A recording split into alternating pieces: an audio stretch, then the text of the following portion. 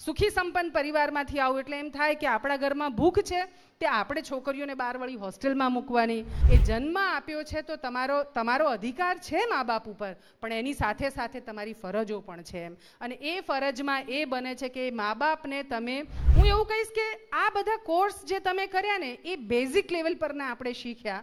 હવે એ છે કે એનાથી એડવાન્સ તમે ક્યાં જઈ શકો છો એમ. આજે પણ મારા સપના હું દર બેસતા વર્ષના દિવસે લખું છું. એ 5 વર્ષના છે ને 10 વર્ષના છે ને કેટલાક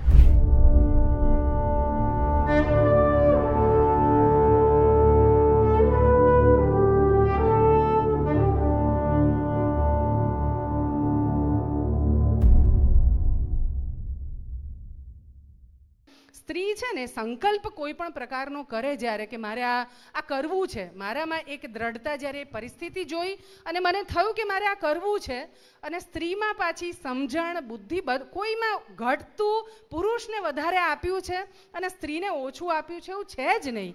ક્યાંક પુરુષ છે એને પેલી મસ્કલાઇન જે આખી એનું બોડી એ પ્રકારે આપ્યું છે, એટલે વ્યવસ્થાઓની રીતે સ્વીકાર્યું કે ભાઈ ખડતલ પ્રકારના કામો, હવે તો બિઝનેસની વાત આવી, બાકી તો ખેતીમાં ને બધામાં ખડતલ પ્રકારના કામો પુરુષો કરે અને સ્ત્રીનું શરીર થોડુંક નાજુક છે કેમ કે માતૃત્વ ધારણ કરે છે.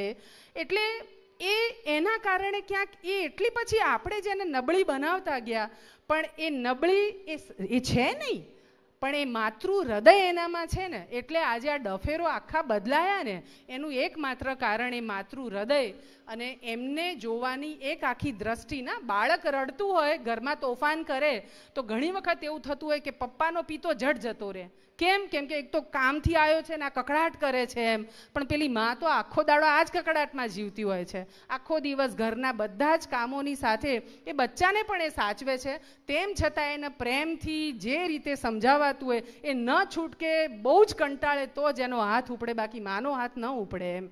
તો આ જે માતૃ હૃદય જે છે ને એનો આખો આ ફરક હતો. એટલા માટે આ આખા સમુદાયને પરિવર્તિત કરી શકી. જ્યારે કામ શરૂ કર્યું મેં ત્યારે લગભગ 98% ડફેર પરિવારો હાઈવે રોબરીમાં એક્ટિવ. એટલું એટલે કેવા એક્ટિવ એટલે આખા હાઈવે બ્લોક કરી દેતા હતા.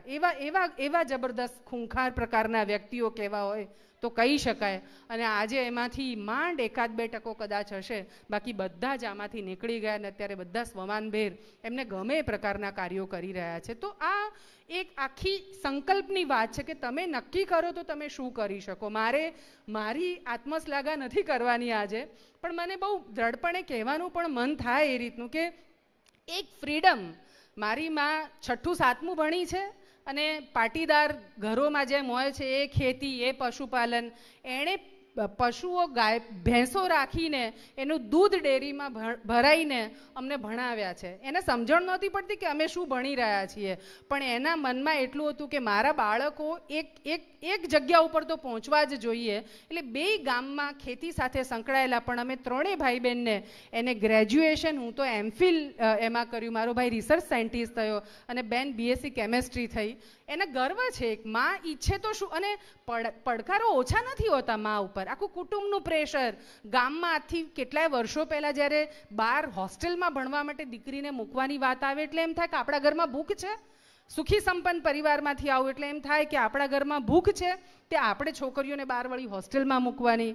બીજું લગ્ન, મોટી બેનને પરણાવતા હોય તો એની હારે એવું થાય કે ભાઈ આ નાનીને પરણાવી દો તો પેલું ભેગું 2 ખર્ચા એક સાથે પતી જાય. અત્યારે થતું જ હશે આપણા ત્યાં મારી મમ્મીએ વર્ષો પહેલાં એ સ્ટેન્ડ લીધેલું કે ના, મારી દીકરી, એણે મને પૂછ્યું હતું કે તને શું કરવું છે, મારી એક જ વાત હતી કે મારે ભણવું છે, અને એણે કીધું કે 2 ખર્ચા થશે ને તો મને પોસાશે, પણ હું મારી દીકરીને નહીં પરણાવું. અને એના કારણે હું આજે અહીંયા આગળ ઊભી છું એમ. એટલે માં શું કરી શકે એનો બહુ જ મોટો રોલ છે. એક પાંખો દીકરીઓ પણ એટલું જ સમજવાનું છે, કેમ કે જ્યારે આપણને સ્પેસ મળે છે ને, આ એવું છે કે હક આપણે ખૂબ માંગીએ, એ સરકાર પાસે માંગવાની વાત આવે કે આપણા પરિવાર પાસે માંગવાની વાત આવે, આપણે બધા હકમાં આમ કોઈ દિવસ પાછા ન પડીએ, આટલું તો તમારે મને દેવું જ જોઈએ. નહીં તો ઘણા તો છોકરાઓ હવે મુફત થઈ જાય તો કંઈ પણ દે કે તમે અમને જન્મ આપ્યો છે એમ, પણ ગુનો નથી કર્યો ને મા બાપે જન્મ આપીને.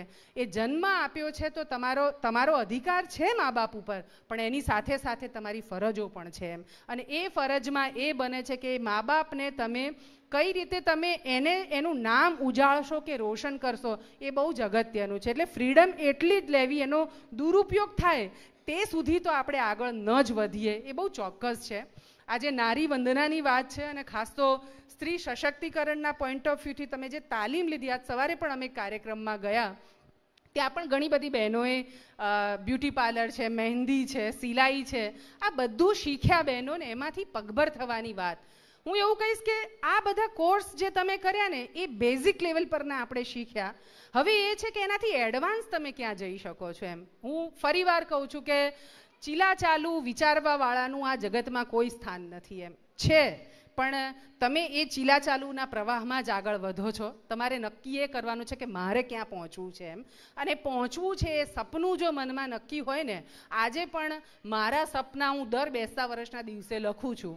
એ 5 વર્ષના છે ને 10 વર્ષના છે ને કેટલાક ટૂંકા ગાળાના સપના પણ હોય છે, અને એના માટે મારી જાત સાથે બાધા લઉં છું. હું કોઈ ભગવાન સંદર્ભમાં એવું નહીં કહેતી ભગવાન તું મને આ કર દેજે તો હું તને નાળિયેર ચડાવીશ કે તને પેંડા પેલા કરીશ. ના, હું કહું કે મારે બુક લખવાની છે પણ મને સમયની પાબંદીઓ ક્યાંક નડે છે, હું ચોપડી નથી લખી શકતી, તો હું બાધા લઉં. મને ભાત બહુ જ ભાવે, પણ હું બાધા લઉં કે હું ભાત નહીં ખાઉં જ્યાં સુધી મારું આ કામ પૂર્ણ નહીં થાય ત્યાં સુધી. આપણી જાતને એક જુદા પ્રકારના સંકલ્પમાં તમે એને બાંધશો તો તમે એને પેલી કહેવાય ને સફળતાના દ્રષ્ટિકોણથી મને એમ છે કે એ મેળવી, કેમ કે એ જ એક સંકલ્પ બળ. મનુષ્ય જેટલું પાવરફુલ કોઈ જ નથી અને આપણું મન જેટલું મજબૂત કોઈ નથી.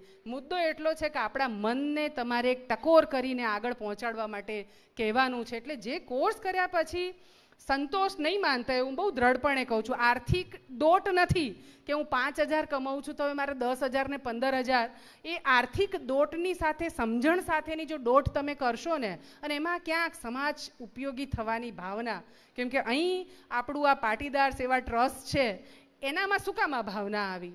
એણે શું કામ વિચાર્યું કે મારે આખા સમાજ, અને ખાલી પાટીદાર સમાજ પોતાના સમાજના ઉત્કર્ષ માટે માત્ર નથી વિચારતો, એ અમારા જેવા જે છે, જેમ પરેશભાઈ ટીમ્બીમાં બેઠા છે, હોસ્પિટલ ચલાવે છે, તો હોસ્પિટલમાં માત્ર પટેલ કમ્યુનિટીના દર્દીઓ નથી આવતા, સમગ્ર માનવ જાત ત્યાં જાય છે. હું કામ કરું છું તોય સમગ્ર જીવસૃષ્ટિ માટે, હવે તો ખાલી વિચરતી જાતિઓ નહીં. તો એ બધાને મદદરૂપ થવાનું જો કાર્ય છે એમાં પાટીદાર સમાજ ક્યાંય પાછો નથી પડતો. એવો જ જૈન સમાજ છે જે કોઈ દિવસ કોઈ જ ચીજમાં પાછો નથી પડતો.